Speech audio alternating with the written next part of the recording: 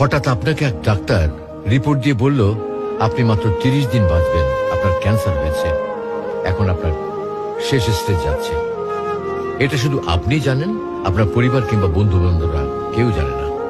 এখন এই রিপোর্ট পাওয়ার পরে আপনি বাসায় গেলেন, প্রতিদিনের মতো আজকেও আপনার বাবা আপনাকে বকাঝকা শুরু করলো, তোকে দিয়ে কিচ্ছু হবে না, সারাদিন কোথায় থাকিস, তুই অকাজের ছেলে, ইত্যাদি ইত্যাদি। এই মধ্যবিত্তের বাবার যেমন হয় আর কি।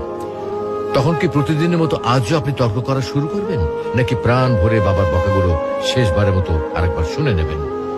হঠাৎ আপনার মা এসে আপনাকে বলল, নে বাবা ভাতটা খেয়ে নে। আপনার মনে হবে এই বুঝি আপনার মায়ের শেষ হাতের খাওয়া, আপনি আর বাঁচবেন না।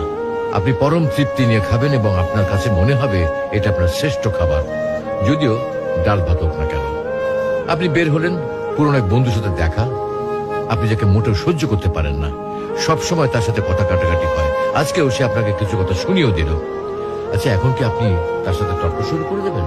মোটেও না। আপনি হয়তো তাকে জড়িয়ে ধরবেন এবং বলবেন, দোস্ত ভালো থাকিস।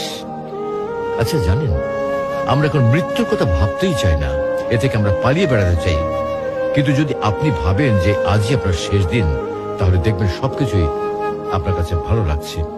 তাই ইগো ছেড়ে দিন, ইনশাল্লাহ আপনার মন ভালো হয়ে যাবে।